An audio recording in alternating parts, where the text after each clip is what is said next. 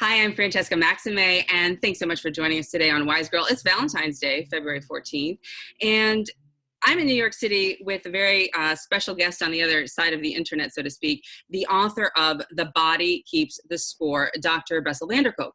A lot of you who are aware of a lot of the trauma-informed practices that are happening now really are very much basing a lot of their practices on his research and his recommendations, and I'm really honored to have him here today.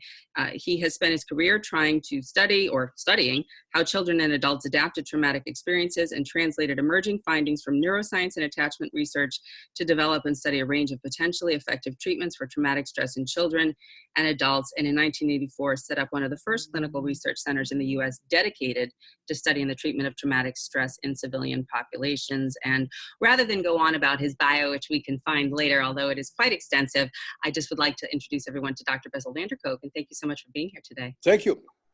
Thank you for having me. Yeah, I appreciate it. I know you're a busy guy. So getting right to it, I think one of the things that really stuck out in my mind is that when you wrote in here that trauma is preverbal. Can you explain that? Well, we did the first neuroimaging study of people actually reliving their trauma. Usually in neuroimaging studies, you don't do that because it's so painful to basically have a flashback. I don't think today an institutional review board would allow you to do that anymore, but we happen to do that. And what we saw is that the whole verbal part of the brain shuts down, and the trauma really clearly is imprinted on the core perceptual and housekeeping function of the body, basically. So it goes into the most primitive parts of the brain that make your body feel that it's in danger and to cope with danger. And so it has nothing to do with understanding, figuring things out. It's really about your body automatically going back into the state of, oh my God, I'm going to die, I'm going to disintegrate, basically. Yeah.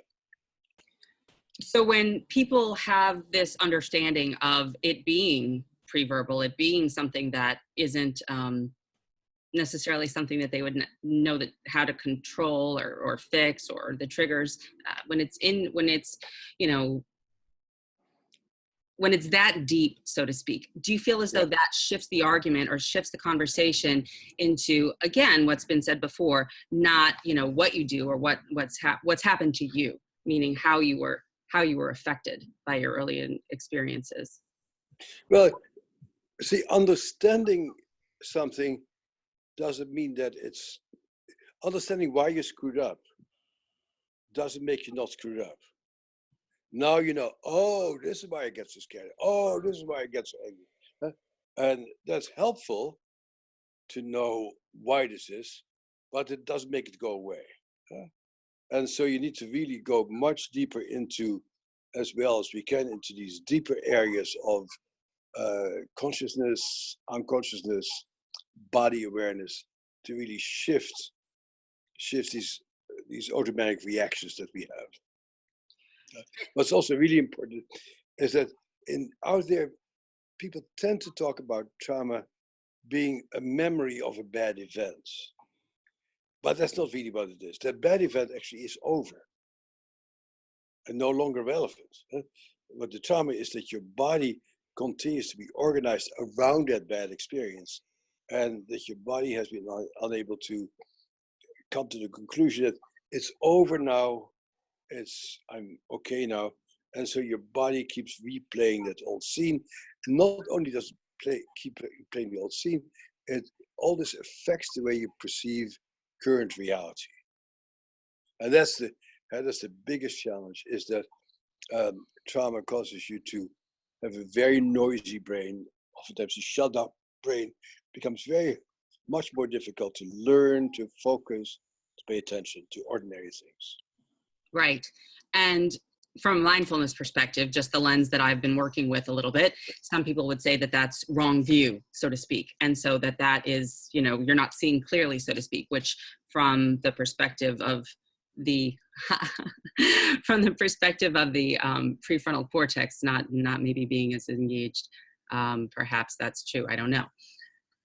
But it's interesting how the research in mindfulness is really progressing. And like my colleague Tanya Singer did the largest mindfulness study that I know of, funded by the European Commission, and found that only mindfulness that's accompanied by self-compassion and self-awareness is at the end helpful.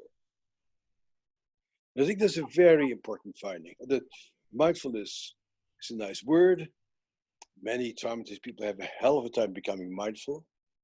Meditation can be extremely difficult for traumatized people because once you become still, all this poison that's inside of you starts coming up. And so you need much more than just being mindful. You need to actually learn how to actually be with yourself and to learn to be with yourself compassionately. And that's a very hard thing. And that's actually the reason why we are doing our MDMA research, for example, right now. And because MDMA clearly helps people to be more compassionate about themselves and to be less angry, condemning, mean to themselves, so they can really say, yeah, that's what I went through. Oh, that was terrible, what I had to endure. Okay? And that link is terribly important. Right, right. The ability to approach that with compassion. And actually, in my mindfulness studies, it was recommended to me that I take the somatic experiencing certification training, and that's what I have completed. So that is part of the augmentation around what you're talking about when you get into mindfulness. Yeah. Sometimes So what we do, what Tanya Singer did, and what we do in the MDMA also, is not only somatic experiencing, but also internal family system therapy. To really be aware of all the parts of you that you have developed to deal with the trauma, the avoidant part and the self-criticizing part and the tough part, and that you really get to understand how you have adapted in many ways to deal with how overwhelming that experience was back then. right. And that tends to come up in the MDMA study that we're doing very clearly, is that people access the parts of them that they condemn, that they hate, that they can't stand, stuff like that. Right, right. And to your point on that, through the use of the MDMA, there's also the social piece of feeling safe around and feeling perhaps more willing to go there, if you will, and look at these things when you trust perhaps a practitioner that you're working with, or a therapist, or someone who may be able to guide you in an IFS kind of a situation. Trust yourself, and trust somebody who is really very tuned into you, attentive to you. Yeah, and the relational piece is still terribly important. And when you're traumatized, it's oftentimes very hard to trust people. So actually, oftentimes finding a route around primarily relying on trusting the therapist, that may be very triggering, finding another way in which you can learn to trust yourself. Right, right.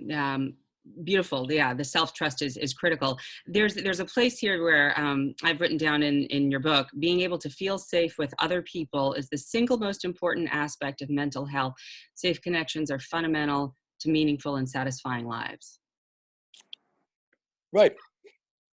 So the shift away from being traumatized or triggered often involves, it sounds like, the relational field and support of some kind, whether it's a therapeutic environment or a yoga class or something. It sounds as though if we actually experience at a visceral level safety and the comfort of another person, regardless of whether or not that's, romantic, that we get some benefit from that, which may be intuitive, but also proven at another level.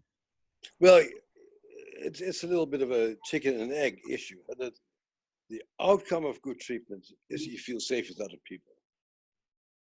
Thank God it's not a prerequisite for treatment.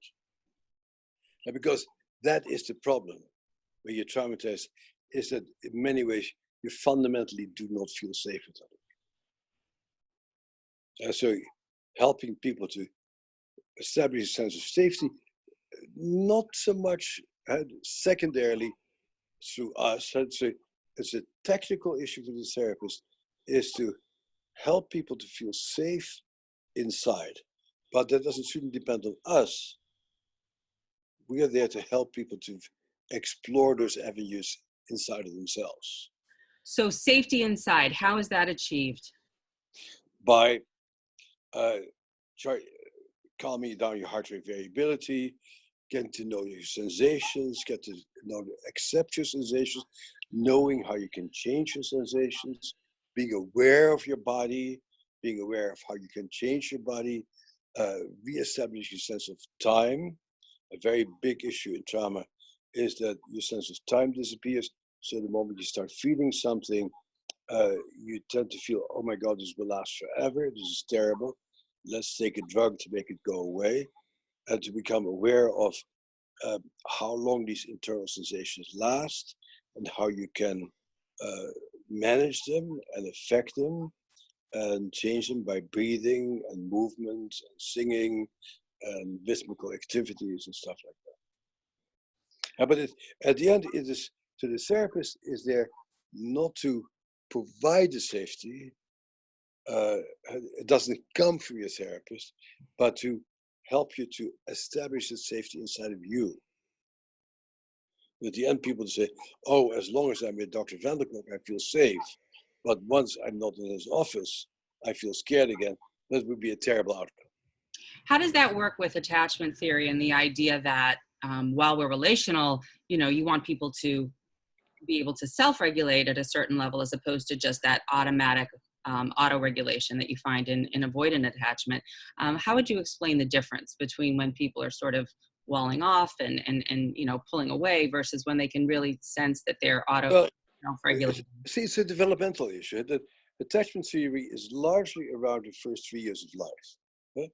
After the first 3 years of life, basically things get too complicated and the attachment researchers hook off.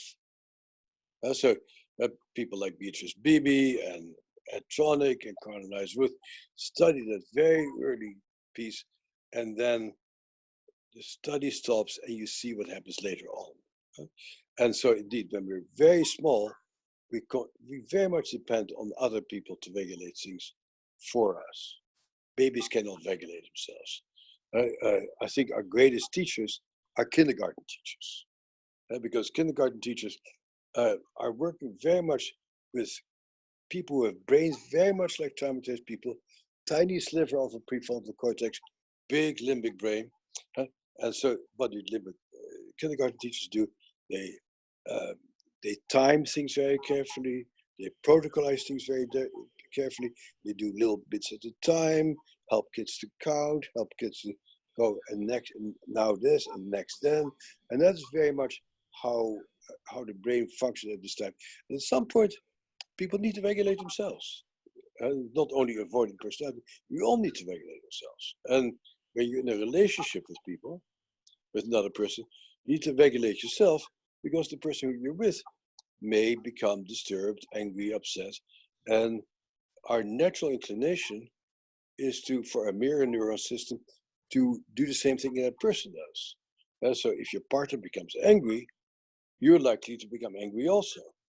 And the great skill is to develop a really good medial prefrontal cortex and say, oh, my partner is really angry and I am not. And I know the sensation in my body that my partner must be having of great disturbance, but they don't belong to me. I'm not angry right now. And to really get to be there for your partner and say, honey, I know this is very upsetting, but I'm not going to escalate by assuming your mirror neuron system. Right. Yeah, that's not the same as avoidant attachment at all. That's no. attachment to yourself, so that you know the difference between your internal system and the system of the people around you. Differentiation and individuation, not Right. Not avoidance. Yeah, absolutely. And interdependence and relational capacity. And so, well, You lose a lot of terms. You use a lot of terms. Yeah. I like you talking 4-letter words. You like talking in Yeah, four-letter words? yeah. How about LOVE? Which is what? It's a four-letter word, LOVE. That's a good word. Yeah, complicated word, but it's the yeah.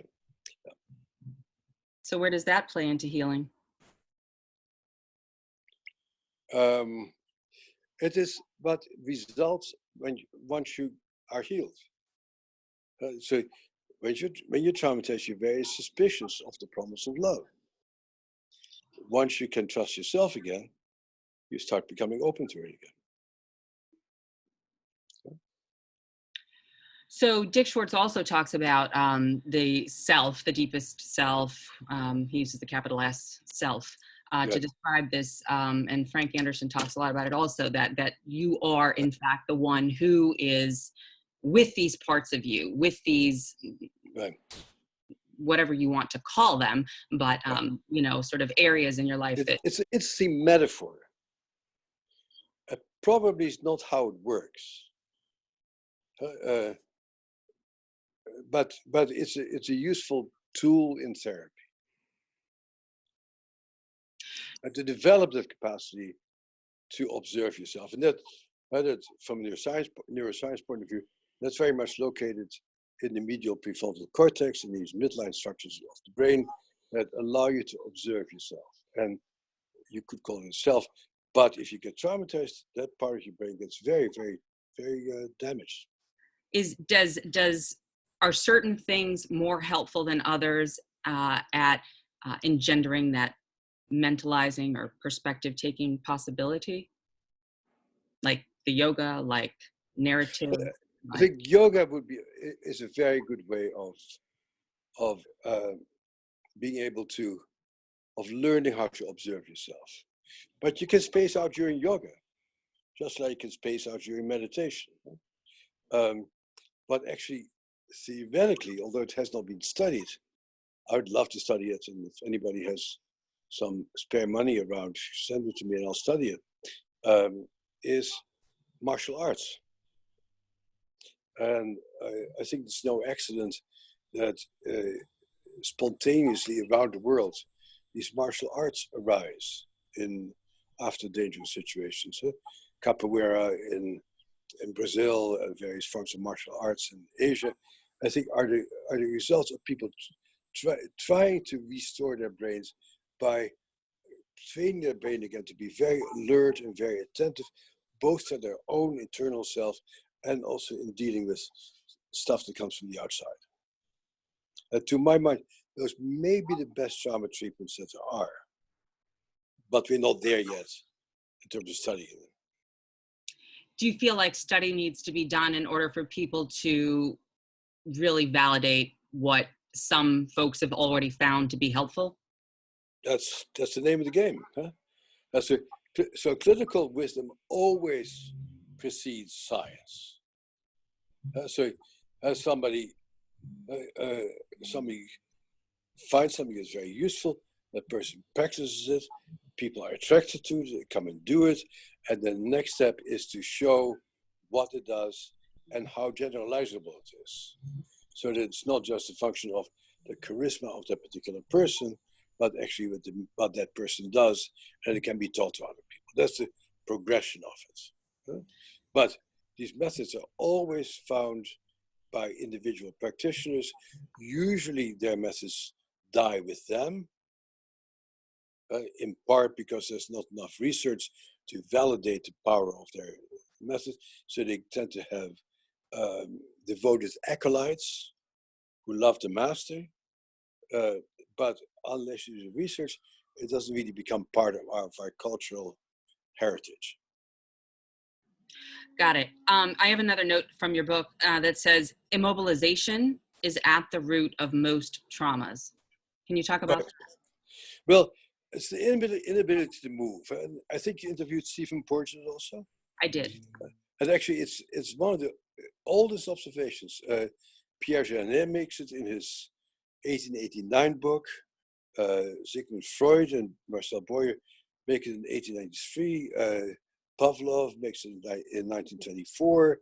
And people keep observing over and over again that what really causes the trauma is that the brain's natural way of dealing with a terrible situation is to activate your fight flight and to get the hell out of there and to start moving.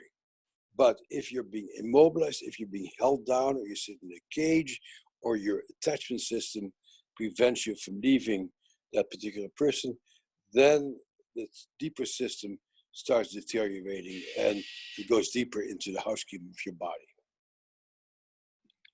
What are the problems with a focus on behavioral, quote unquote, interventions? Tell me what you mean with that. So if we're only focusing on how people are acting and not addressing anything that might be going on physiologically or with their nervous system, how would you recommend that practitioners integrate more trauma-informed approaches into their work? I find it, I'm not quite sure what you're talking about, so it'd be hard to answer that question. So I guess mainly, if there was something that you could let practitioners who aren't very informed in trauma know about how to perhaps deal with a child, maybe a teenager, for example, who has, a lot of behavioral issues, what kind of recommendations should they be trying or could they be looking at that might be more effective than just managing the behavioral symptoms of destructive behavior? I think what's important for a clinician to understand is that all of these behaviors are meant to assure their survival. And so the first job on the part of people who want to help is to understand how is this particular behavior, like hitting other kids or cutting yourself or taking drugs, what's that doing for this kid in order to help them to survive their particular circumstances? And then see if you can actively provide that kid with alternative ways of dealing. And not say, stop that, but say, hey, let's try out what it's like to play volleyball instead. Or what it's like to slow down our breathing to 6 counts per minute. Or what it's like to toss a ball back and forth. So it's very important for a clinician to explore for themselves and with the people they work with what helps the system to calm down so that the system doesn't continue to respond to whatever is going on as if their life is being threatened. But very much the job as a clinician is to become very good at self-regulatory techniques. So I like to say, when we go to school, we get a license to malpractice. And then because nobody has to take an exam in self-regulation before they're allowed to practice. Self-regulation, of course, is the foundation of everything. And so we all need to learn how to regulate ourselves, see what helps people to calm them down, help people become focused. And those are the methods that we apply to the people we work with. And it's always an experimental issue. Does this help? Does it help to toss a ball? Does it help to put your hands between somebody's shoulder blades? Does it help to walk on the balance beam? Does it help to lie under heavy blankets? So it's really an experimentation and familiarization with the methods that help bodies to feel safe and calm.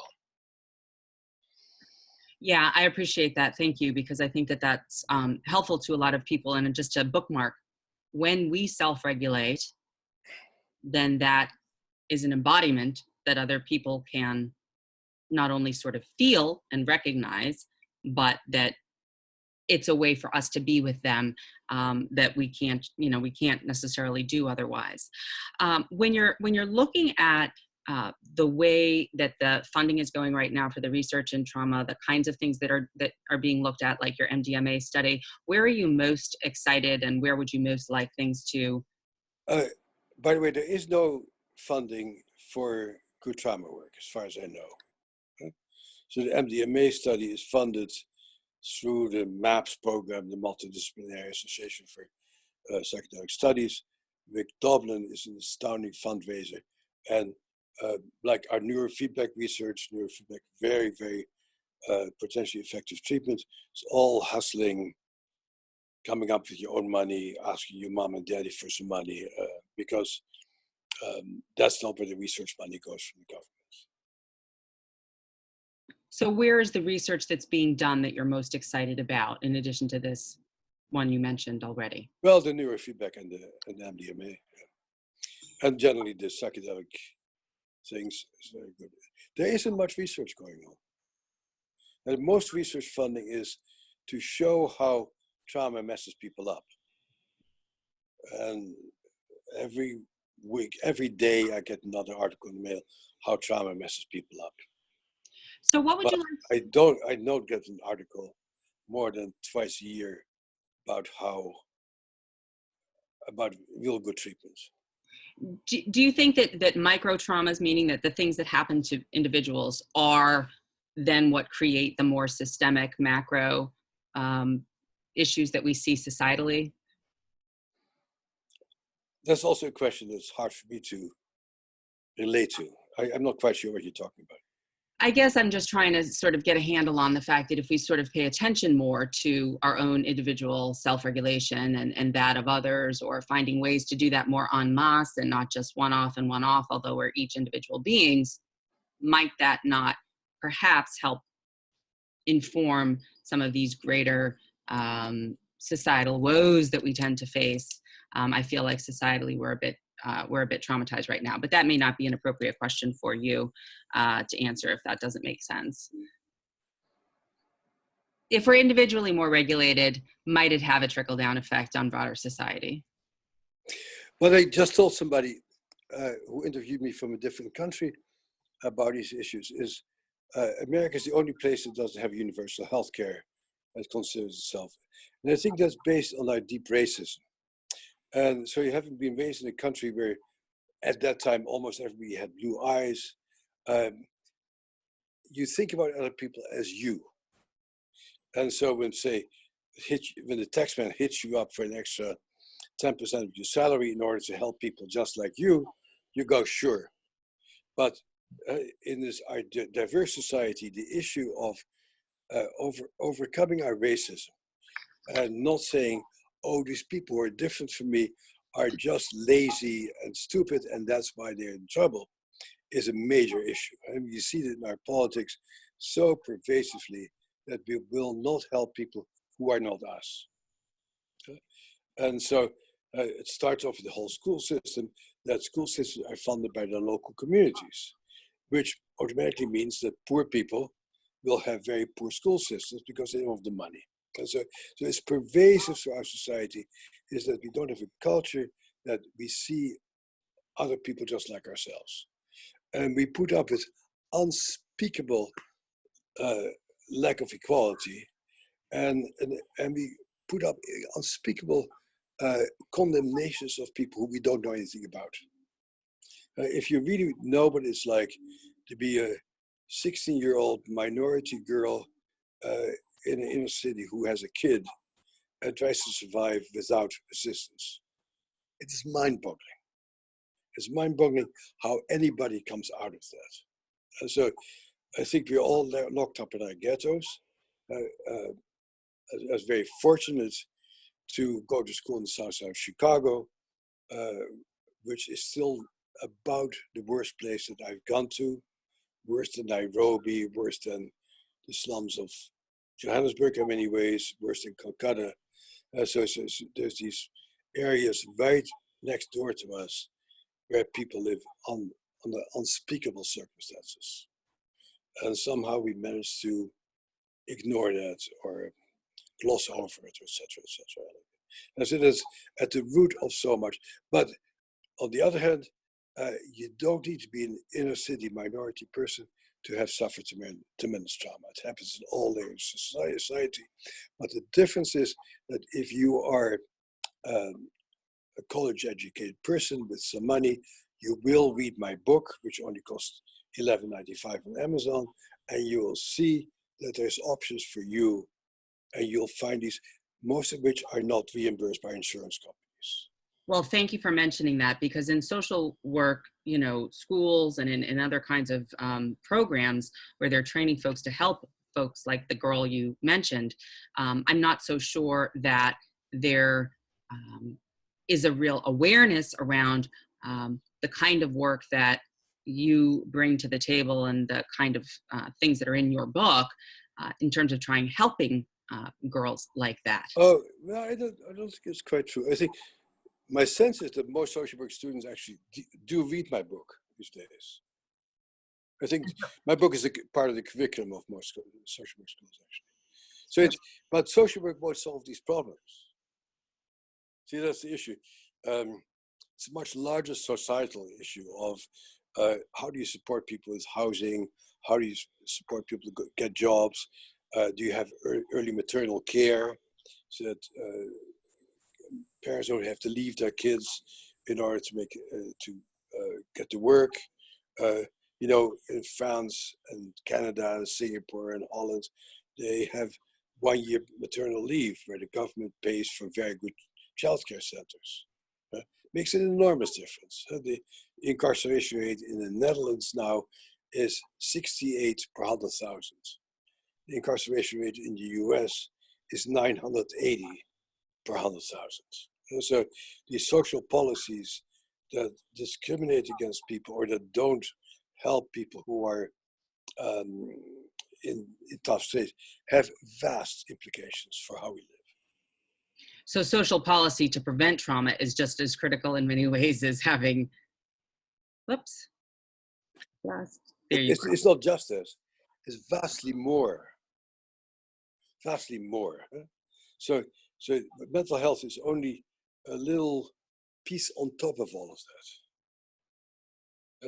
that. Many mental health professionals think that they sort of have the key to the kingdom.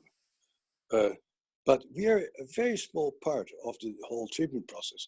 I think maybe yoga teachers and your teachers in school and your aftercare program and your your childcare program and your church. And so there's so many parts of trauma healing, and the mental health professional is just a small part of it. It's just a small part. And I feel like, you touched on this earlier, for a lot of folks who are privileged enough to buy your book, read your book, and go and pay for these particular services that aren't available to everyone, or if they are, that they can't be afforded.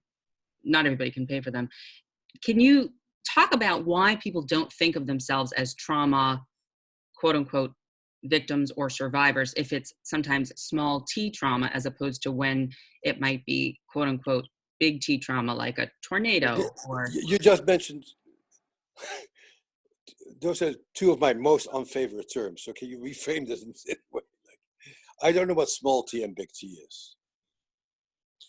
Being ignored by your alcoholic mother, is that a small t or a big T trauma?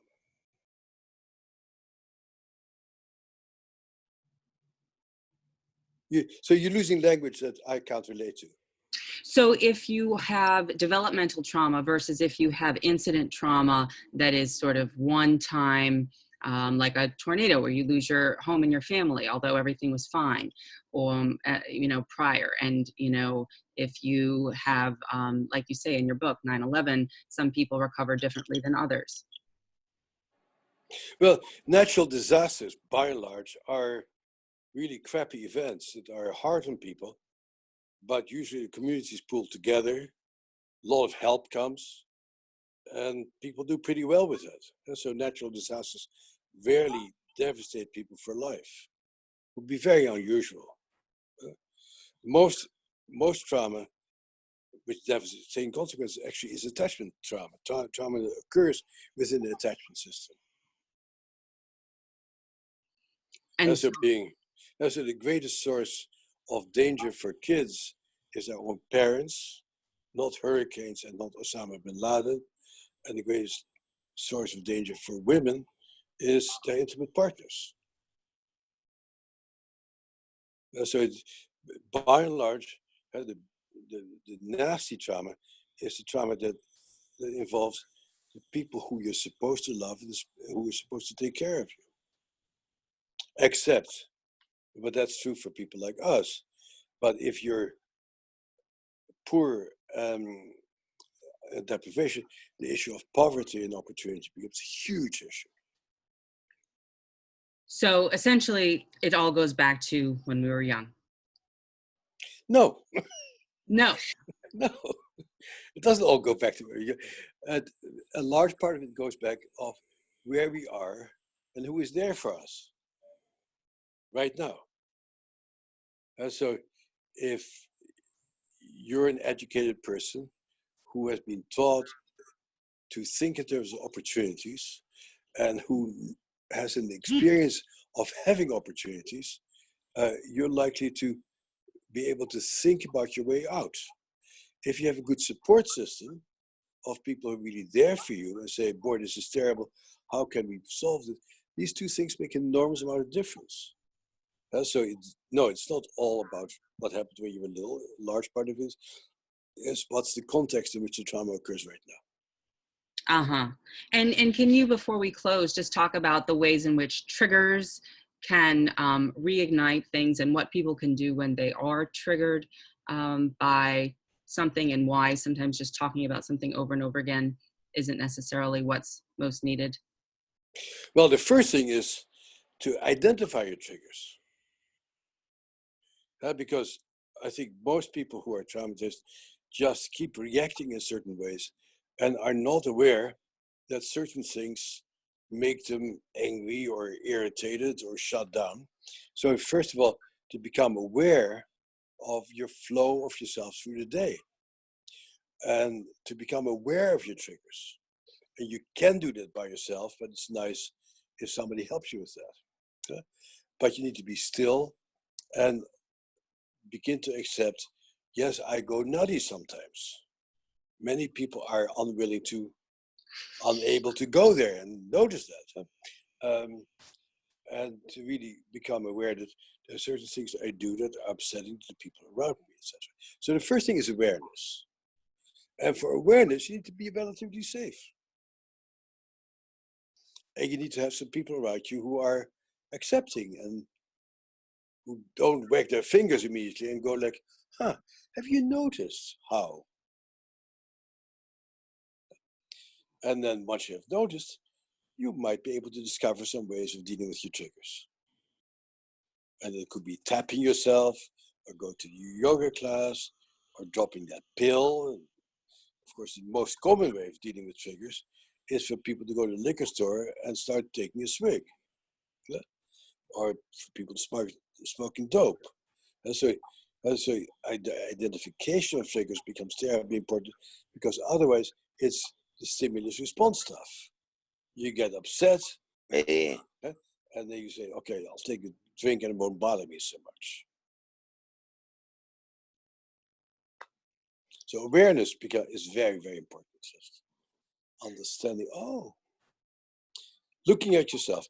And so in terms of healing, the activation of the midline structures of the cortex and really observing yourself and knowing yourself is really very much at the core.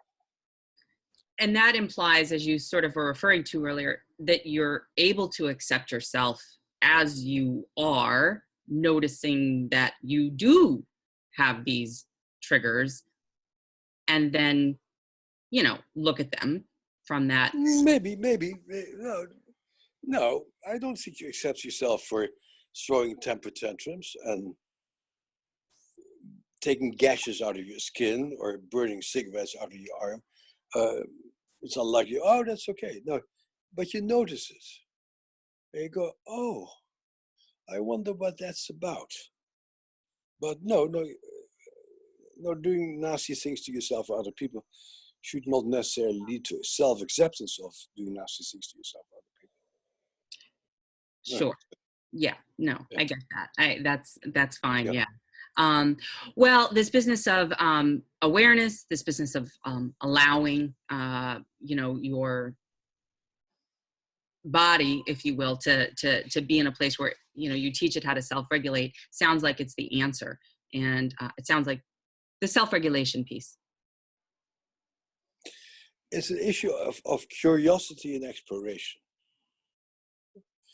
So it's very important to find yourself a fascinating object of study and observation. So the culture is very much like, are things going wrong? Go to your doctor and get a pill to make it go away. And that's very much the opposite of trauma treatment, which is, oh, interesting. I get so scared, or I get so defensive, or I get so angry. I wonder what is going on with me, this creature that I am, this body that I inhabit, that is reacting this way. So in some ways, that is issue that Dick Schwartz so very well called self-healing. The managing yourself, learning about yourself. The culture is not very much there. The culture is very much do that out there, but trauma healing is very much learning to take care of yourself, learning to look after yourself, learning to know what's going on with you, and treat yourself like you would treat a little baby who is very vulnerable. Learn to take very good care of you.